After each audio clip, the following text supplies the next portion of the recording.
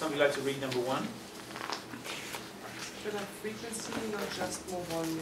Okay, so here's what's important. Okay, I had a student in training in Germany, and whenever it came time to do radical releasing, he would yell as loudly as possible, right? Because that was what he thought was good radical releasing, you know.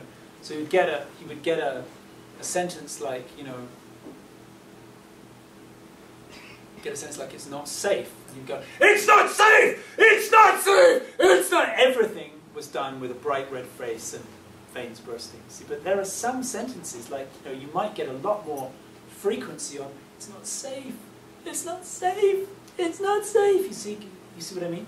So what we want to do is turn up the frequency, not the volume. And here's another point. You might end up doing this session. Here it's okay, you can make noise. We've rented a place where you can make noise, right? But you might end up sometimes having to do this session in a place where you can't make noise. So I'm going to show you something. Let's take a sentence like, I'm going to kill you. I'm going to kill you, right? So I'm just going to do this silently now. I've got a 3, 6,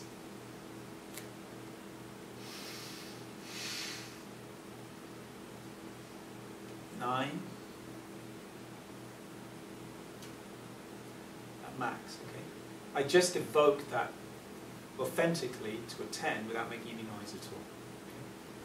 So the point is, you see, that turning up the frequency doesn't necessarily mean you're making noise. All right, so let's move on to number 2. We're not trying to get rid of the frequency, but the resistance to it. So let's be really clear about that. And, you know, here's the funny thing. I say this every training, loud and clear. And after the training, we have a series of teleseminars, right? Every time I say this, you know, weeks later, way into the teleseminars, somebody said, yeah, you know, I was working on I'm not good enough, right? And I think I got rid of it, but it's still, you know, I'm concerned it might still come back. Of course it's going to come back. I'm not good enough is part of life. See what I mean? Right? What would happen if you actually managed to completely amputate I'm not good enough so you could never feel that? What would happen to you? You'd be an egotist. Hmm? You'd be an egotist. You'd also be somebody who could never learn. Right? Because if you're incapable of feeling I'm not good enough, everything is somebody else's fault, you wouldn't have any humility. You've got to have I'm not good enough as part of your repertoire. You just don't want to get stuck in it. Right? You see the point? Yes. Yeah? The work we're doing is completely different, for example, than affirmations. You know, where you try and build up positive thoughts and get rid of negative thoughts. We're not, I mean, there are plenty of schools that do that. We're not advocating that at all. We would say that trying to amplify positive thoughts and get rid of negative thoughts is actually, in the long run, going to make you more entangled with negative thoughts, you see, because you're pushing against them. The thing is to let it all move. When it all moves, then everything actually becomes positive. So this is the great thing. Right? When it all moves, you see that I'm not good enough is a great thing to feel sometimes. Right? Okay. So you're not getting rid of the frequency, you're getting rid of the resistance to it. Number 3. There is no such thing as negative energy. That's what I was just saying. Okay. And do you see this point? You started to get this? There's no such thing as negative energy, there's only judged energy. Right? Can you think of anything that would constitute negative energy? A lot of people say, well, yeah, you know, violence, right? But the energy, violence is the action, the energy is aggression. Is aggression actually a negative thing? Can be a very useful thing. Could be a useful thing, and the point is, even if some people say it's a negative thing, there are plenty of other people who really like it, right? People who are in the army and stuff, they think aggression's great, right? And there's nothing wrong with it. I mean, I personally, being a kind of a wimpy intellectual kind of guy, I have had a judgment on aggression, but to my detriment, you know, because I don't fully own my masculine energy if I want to eliminate aggression. See what I mean? Number 4. Be aware of acting out versus feeling into. Right, so we have a problem with some energies because we don't want to cause harm, right? So actually having a sex with a child would be acting it out. Feeling the energy of rape that could rape a child and acknowledging that the energy is there, that's feeling into. And the more you feel into, the less you act out. You see what I mean? People who act out are the ones who don't feel into. Do you see what I mean? Does it make sense? Right.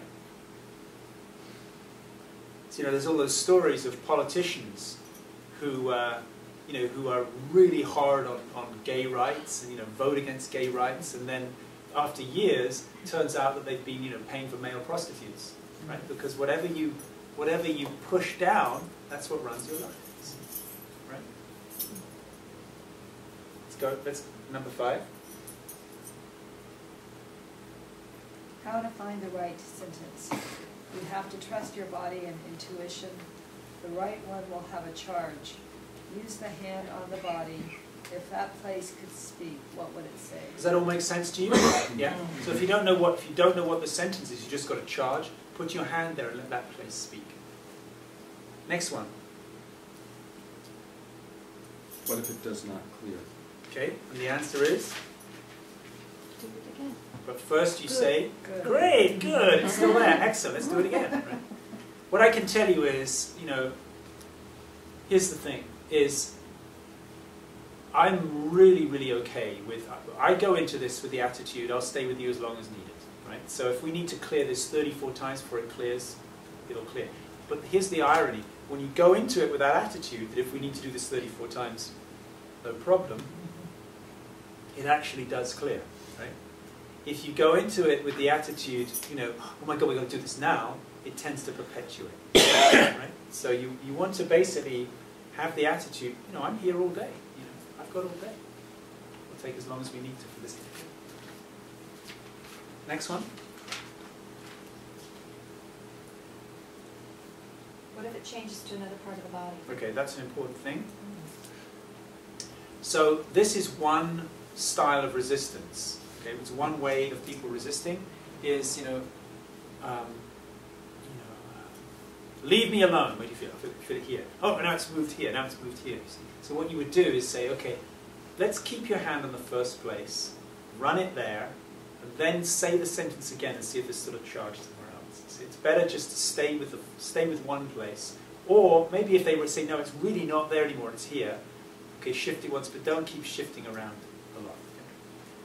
You had a question you wanted to ask me. Yeah, the question was about a client that came up with a statement, and then they started getting into the story, like they varied off of the statement. I'm so frustrated, like they were reliving the story as they were. Right. So you want to start with one statement. Once you've got the statement, let go of the story, clear the statement, clear that charge, then come back to the story and see if there's something else. So they stay straight on that one thing, Yeah. they don't divert Yeah, to because that's, trying to again, build that's a common form of resistance, is Right. to jump between points of view. Yeah.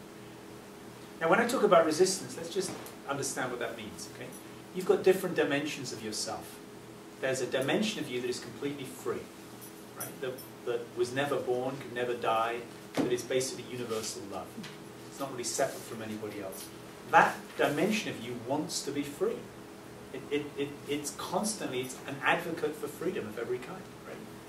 Then there's another dimension of you which has been heavily conditioned, which has actually formed a kind of a secondary identity, which is a separate me, that's now got all of these, boundaries and, this is not okay, that's, That, once that identity is created, it starts to have a life of its own, it has an agenda of its own, and it resists. You try and mess with it, it's like, it's like a porcupine. It will, it'll bristle at you. See?